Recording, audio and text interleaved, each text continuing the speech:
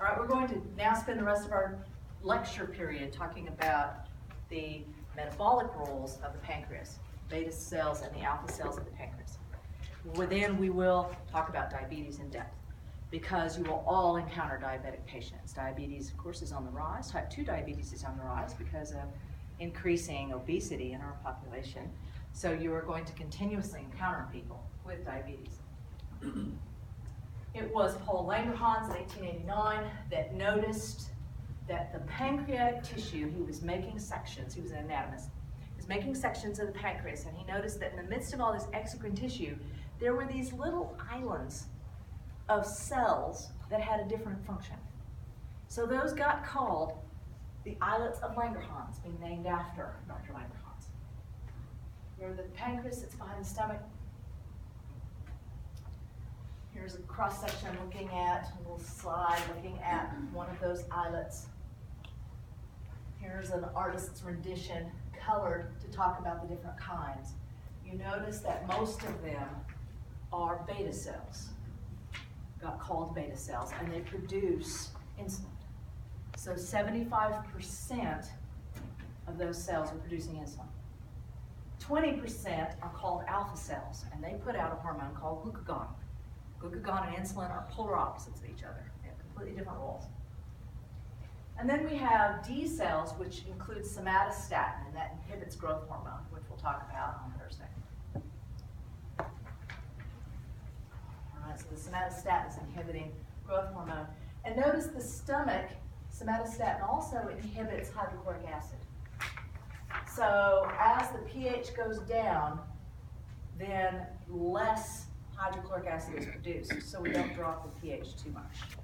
You know, we don't want to get it down to 0, because then we're liable to eat a hole through the stomach. And then the beta cells are secreting insulin. The alpha cells are going to secrete glucagon. So here's a very simple, we're going to talk about this in more depth, here's a very simple diagram. Blood glucose rises, although I've already told you there's other controllers. The beta cells detect that, and I'll show you how in a second. They put out insulin, and insulin causes the cells to take up glucose and do something with it. Now, as medical professionals, we think of insulin as just dropping the blood glucose.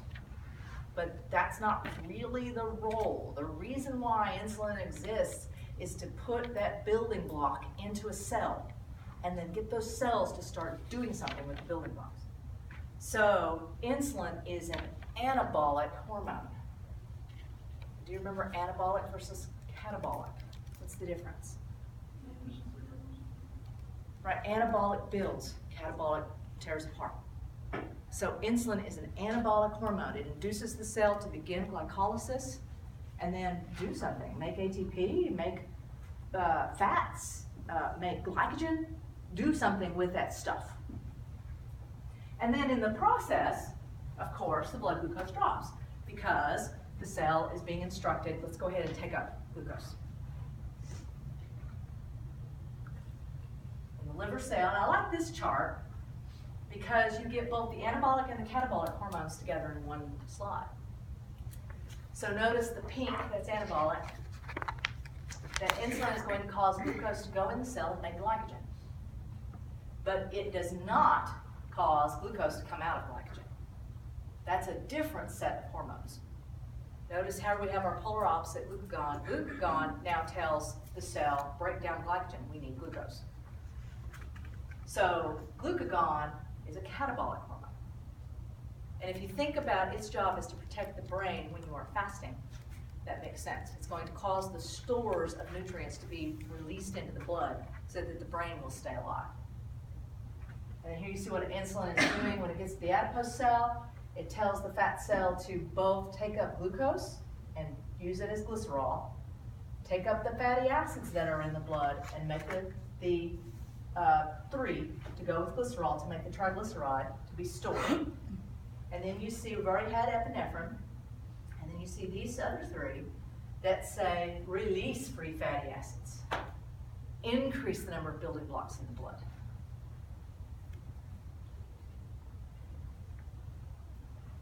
Here's that chart I promised you. Do you remember the end of chapter 5? And I said you can't forget these words like lipolysis, glycolysis, gluconeogenesis, glycogenolysis, glycogenesis. I said we're going to need those words again, and here they are. And here they are with those hormones. And we're going to cover all of these hormones, although today we're just looking at these two. And we've already had epinephrine. Now you see what they're doing, and we're using the fancy words, which is not a problem. Right? We know what they mean. We know how to use them in a sense. All right, the normal glucose level, it depends on what lab. You know, 60 to 100, 65 to 105, 70 to 110, 70 to 105, 65 to 105. It just depends on the lab, but in my mind, it's 60 to 100 is what I have as my normal. So insulin and glucagon work together to keep that blood sugar somewhere between normal. Now, it can get a little high, and that's okay. We'll talk about that later. As long as it doesn't get too high, you start spilling glucose into the urine. Now, how does the beta cell know that the glucose has gone up? Here is a beta cell.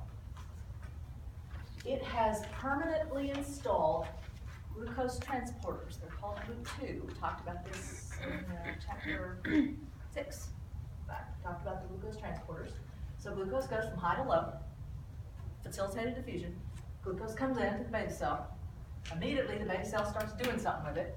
It immediately goes through glycolysis. We start producing ATP. We wind up with a higher ratio of ATP as compared with ADP, which closes the potassium channels, which depolarizes the cell, which opens the calcium channels, and calcium causes these vesicles of insulin to fuse with the plasma membrane and exocytosis, dump insulin into the blood. That part's familiar. You've seen that at the interneuron. So you're seeing again the importance of calcium in terms of a signaling cell. How important calcium levels are because it's causing all this release of stuff. Then insulin is going to put, I don't remember if I put that figure back in here. No, I did not. I used it in chapter 6. So insulin is going to put those vesicles of GLUT4 transporters, it's going to move those into the plasma membrane so that then cells will be able to move glucose in. And once glucose comes in, we go through glycolysis, and then we do something with it. You know, we make glycogen, we go ahead and make fats, we go ahead and make energy. It depends on what the cells need. So again, it's going to be anabolic. It keeps things from being broken down. And it's putting those GLUT4 transporters into cell membranes so that glucose will go from high in the blood to low in the cell, and it's kept low in the cell because the cell is immediately instructed to start the process of glycolysis and start using that glucose. If we look at the oral glucose tolerance test, which you certainly had if you've been pregnant, but maybe had if they suspected that you had type 2 diabetes, that normally glucose doesn't get very high before insulin rises. But in someone with perhaps type 2 diabetes or type 1 diabetes, and this would be late type 2 diabetes, they already have a high blood sugar, and then their blood sugar soars. And insulin does not respond. And again, that's going to be a late type 2 or it'll be a type 1. Now let's talk a little bit about the discovery of insulin. I find these stories interesting. That Paul Langerhans found these islets. Oscar Minkowski figured out that there was a link between the pancreas and diabetes. Now they knew about diabetes. It was a disease that killed children, and the children just melted away, in essence. We'll talk about exactly what's happening. But the child gets thinner and thinner and is peeing and peeing and peeing and then goes comatose and then dies in a relatively short period of time, a few months, in fact. So they knew about it, and it was Oscar who thought, you know, I think it's the pancreas. Now this is an important paper, this 1910 paper by Dr. Polescu. He's Romanian. So his paper was in Romany, was the language that he used. And he made an extract of the pancreas, and he found that there was some substance, he purified it, and he called it pancrean, named after the pancreas. And this really was the first discovery of this substance coming out of the pancreas, but it got lost. It got lost because it was in the wrong language. And it got lost in the hype that occurred in the 1920s. Sharpie-Schaefer thought that diabetics were missing something from the pancreas, and he called that something insulin, which is Latin for island. Now let's talk about Frederick Banting. Frederick Banting was a researcher, and he was in Dr. McLeod's lab. That was true then, it's true now. Whoever owns that lab owns everything that comes out of that lab. So even if they don't personally do the research, anybody who's working for them, their research belongs to me too. So Banting wanted to really nail down this link between the pancreas and diabetes, but he needed research animals to do it. So McLeod thought it was a harebrained idea, but he said, okay, fine, I will give you 10 dogs. Beagles, what they were usually using, a small enough dog to keep in a small area, already domesticated to be friendly. So typically beagles are a research animal. We're going to use dogs. So I'll give you 10 dogs. That's it. See what you get. All right, so they took the first dog, they took the pancreas out, dog developed diabetes. They ground up the pancreas and injected it back into the dog. Whoop, symptoms went away. All right, there's something in the pancreas. All right, then they took the pancreas and they clamped the digestive tube, and the dog did not develop diabetes. Okay, it's not the exocrine portion. Then they cut off the blood supply to the pancreas. Whoop, dog developed diabetes. All right, there's something about what Langerhans was saying then, that there is the endocrine function that has something to do with it. And so then again, grinding up pancreasism, injecting them into the dogs, fixed the diabetes problem. So it's like, okay, we have figured out this substance that we want to call iletin, because it's coming out of the islets of Langerhans. This substance seems to fix the symptoms of diabetes. I mean, it's not a cure for the children that have diabetes, but it does relieve their symptoms. And that was in 1921. They did inject it into a 12 or 14-year-old boy whose symptoms immediately went away for a while. So it's like, all right, we have found the substance. But McLeod said, let's go back, let's look at Sharpie-Schaefer, and Sharpie-Schaefer called it insulin. So that's what we're going to call it. Again, we forgot poor Dr. Plesko in this process. So Banting won the Nobel Prize, but again, McLeod owns everything that happens in that lab, so it went to both gentlemen. Banting gave half of his, so it was split in half, the award was split in half, the money.